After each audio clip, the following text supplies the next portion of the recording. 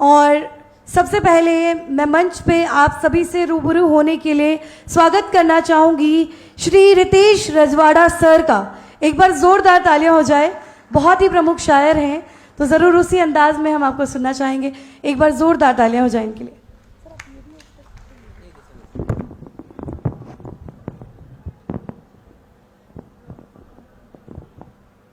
सत्य, साहित्य और संघर्ष की मिट्टी बिहार के तमाम नौजवानों को मेरा प्रणाम।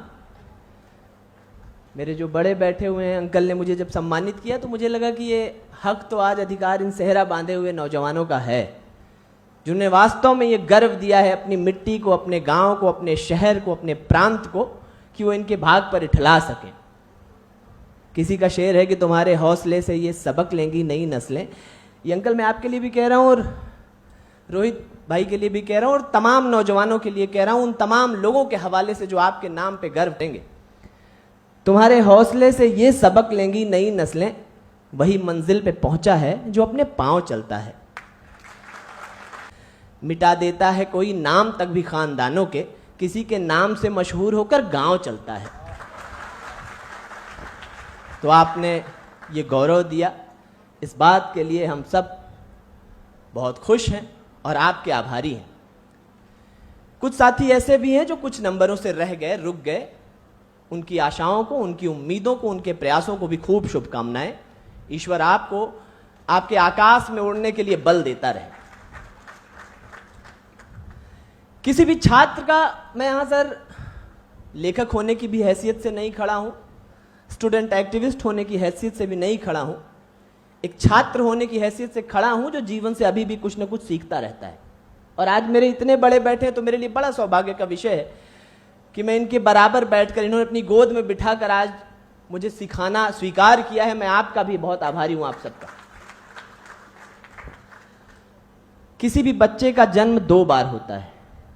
एक बार तब होता है जब वो अपने माता पिता के पुण्य प्रयासों से जमीन पर आता है, और दूसरी बार तब जब वो किसी गुरु से दीक्षित होकर बाहर निकलता है, गुरु से शिक्षा प्राप्त करके बाहर निकलता है, जब द्विज होता है उसका। आपका द्विज संस्कार मुझे लगता है सही मायने में अब हुआ है। ये मिट्टी वो है जिसने गुरुओं को भी गढ़ा। यहां गुरु गोविंद सिंह जी पैदा हुए हैं, महावीर स्वामी पैदा हुए हैं, बुद्ध पैदा हुए हैं, दिनकर पैदा हुए हैं। ये इतनी प्रतापी, इतनी शानदार मिट्टी है। और बिना गुरु के, बिना द्रोणाचार्य के अर्जुन, बिना चाणक्य के चंद्रगुप्त, बिना चंद्रवरदाई के, या आप कहें कि बिना परशुराम के भीष्म पितामह की अवधारणा नहीं की जा सकती, परिकल्पना नहीं की जा सकती। तो आपकी सफलता के लिए आपके गुरुओं को भी बहुत प्रणाम है। और आप कि जिन गुरुओं ने आपके निर्माण में हथेलियां लगाई हैं वो निश्चित तौर पर देवत्व स्वभाव के होंगे, स्वरूप के होंगे। गुरु अगर माटी के भी हों तो जंगल में भागते फिरते लड़के को एकलव्य बना सकते हैं। इसलिए जिंदगी में किसी भी पद पर रहना, कहीं भी किसी भी जिम्मेदारी पर रहना, इस बात को भूलना मत कि दुनिया के तमाम योद्धाओं की तलवार पर धार गुरुओं के तप से रखी गई है। और इस बात का भी ख्याल रखना कि आपकी धार से किसी का अधिकार ना कटे। आप जब कुर्सी पर हो तो कोई सामान्य व्यक्ति इस बात के लिए आश्वस्त हो सके कि फला साहब कुर्सी पर हैं, आज मैं जाऊंगा तो मेरा मामला हल हो जाएगा। हिंदुस्तान की मूलभूत समस्या है कि न्याय में बड़ी देरी है।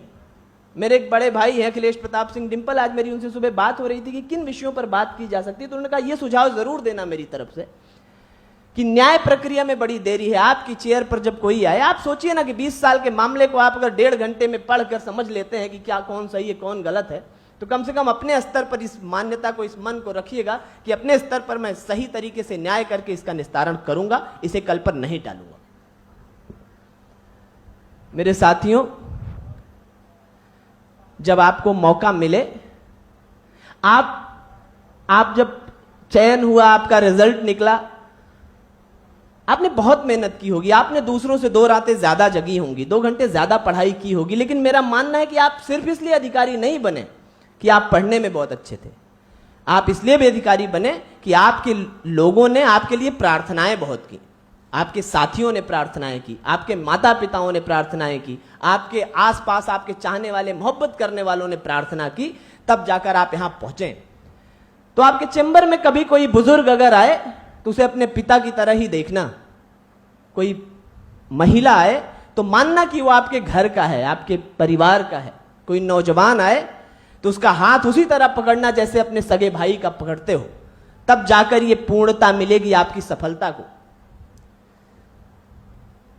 ये जिस उल्लास में, जिस उत्साह में आज आप हैं, आपके कुछ साथी छूट गए होंगे, कुछ साथी जिनका रिजल्ट इस बार नहीं आया, वो भी शायद यहीं कहीं बैठे होंगे। एक जिम्मेदारी मेरे दोस्त, मैं अपनी तरफ से निवेदन करना चाहता हूं आप सबसे कि जब आप, अब तो आपका जीवन बदल गया, अब आपकी गाड़ी होगी, बंगले होंगे, नौकर चाकर होंगे, सारा जीवन सरकारी ऐश में गुजरेगा, बहुत शानदार काम करने का अवसर आपको मिला है, जिम्मेदारी मिली है। लेकिन एक निवेदन है, एक बात का ध्यान रखना कि पलट के उस 8x10 के कमरे को झांकते रहना जहां आपका ही कोई दोस्त एक कुकर लेकर दाल चावल चोखा डालकर बैठा हुआ है। यह आपकी जिम्मेदारी है कि उसके कुकर का दाल चावल चोखा सूखना नहीं चाहिए। यह आपकी जिम्मेदारी है कि उसका हौसला टूटना नहीं चाहिए। यह आपकी जिम्मेदारी है कि जहां आप पहुंचे हो कल उसका हाथ पकड़कर आप वहां तक ले आएंगे, नहीं तो 4 कदम तो चलाएंगे ही। कभी जाइएगा तो उससे पूछिएगा फोन करके कि रेंट वेंट जा रहा है कि नहीं जा रहा है, कोई दिक्कत तो नहीं है, चलो आज से तुम्हारा रेंट मैं दूंगा, तैयारी मत छोड़ना, पढ़ते रहना, मैं तुम्हारा भाई तुम्हारे साथ खड़ा हूं। उसको बताना कि मैं वही राहुल हूं, वही रितेश हूं, वही रोहित हूं जो तुम्हारे साथ तुम्हारे कमरे में रहता था। उसे उसका साथ मत छोड़ना। कभी मिलने जाना तो कोई लिफाफा उसकी किताब के नीचे सरका के चले आना, तब तुम्हारी यात्रा पूरी होगी। अधिकारी हो जाने में एक खतरा रहता है, अच्छा इंसान बचे रहने का। जिस दिन वो बचाए रह गए, तुम्हारे सर पर जो सेहरा है वो आकाश तक जाएगा और कोई रोक नहीं पाएगा। जो लोग बैठे हैं, इनके बैच के बहुत सारे अधिकारी होंगे, लेकिन अगर आज ये यहां बैठे हैं तो उन्होंने इस कृत्य को, इस भाव को संभाल कर रखा है। मेरे नौजवान साथियों, इस समाज में दादा मुझे लगता है कि जब समाज का बंटवारा हो रहा होगा कभी इनिशियल डेज में और कार्य बांटे जा रहे होंगे, तो हम पुरुषों को कहा गया कि हम समाज बनाएं और हमारी बहनों को, माओं को कहा गया कि आप आंगन बनाएं, आंगन की जिम्मेदारी संभालें। हमारी बहनों ने बहुत शानदार तरीके से आंगन बनाया, हमें रोटियां खिलाईं, हमें पैदा किया, हमें मजबूत बनाया, ऐसा आंगन बनाया कि जहां हम पैदा हो सके, आप पैदा हो सके, निकल सके, चल सके, यहां सके। लेकिन माफ करिए, हमारे हिस्से एक समाज बनाने की जिम्मेदारी थी। हम एक ऐसा समाज नहीं बना पाए जहां हमारी कोई बहन रात के 1 बजे अकेले टहलते हुए उस सन्नाटे को महसूस कर सके और कहे कि हां तुमने अपनी जिम्मेदारी ठीक से पूरी की है। इसलिए जब आप पद पर रहें तो इस बात की भी चिंता करिएगा कि इस देश की आधी आबादी, जिसके एक पैर में हमने रूढ़िवादी का प्लास्टर बांध दिया, जिसे चलने से रोक दिया, जिसे चूल्हे तक महदूद कर दिया, जिसके हाथ में सिर्फ ऊन के गोले थमा दिए, जो उंगलियां भारत की तकदीर बुन सकती थी उनमें ऊन के गोले थमा दिए, उनकी भी जिम्मेदारी आप पर है।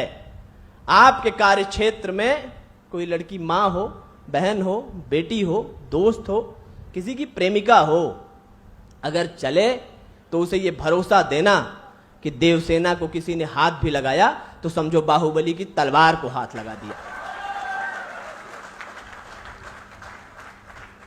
मेरे नौजवान साथियों, मेरे बहुत बड़े बैठे हैं, बहुत महनीय लोग बैठे हैं, मुझे इन्हें सुनना है। मैं बहुत विनम्रता पूर्वक प्रणाम करते हुए आपकी शुभकामनाएं, आपको शुभकामनाएं देते, और जिन साथियों का नहीं हुआ है, आप एक बात जान लीजिएगा, जिनका नहीं हुआ है इसका यह मतलब नहीं है कि आप असफल लोग हैं। आप उस यात्रा पर चल चुके हैं, आप उस यात्रा पर शुरू कर चुके हैं जिसका साहस बड़े बड़े लोग नहीं कर पाते हैं। हो सकता है कुछ उलाहनाएं मिलती हो, कुछ ताना मिलता हो, कुछ लोग बातें कहते हो, सफलता के 100 बाप होते हैं, असफलता अनाथ होती है, बात कही जाती है। लेकिन याद रखना, ढलते सूरज को देखकर जो लोग अपने घरों का दरवाजा बंद कर लेते हैं, दूसरे दिन उसके उगने पर वही लोग उसे हाथ जोड़ते हैं, उसे अर्घ देते हैं, उसके प्रणाम करते हैं। तो ज्यादा लोड मत लेना, ज्यादा लोड मत लेना। जिस दिन तुम्हारा दिन बदलेगा उनकी राय बदल जाएगी। इनकी स्थिति देख लो। जो रिश्तेदार कभी फोन नहीं करते होंगे, अब वो चाचा मामा मौसा सबके फोन भी आएंगे, सबने सेल्फियां भी खिंचानी और सबको रिश्तेदारी जोड़नी है।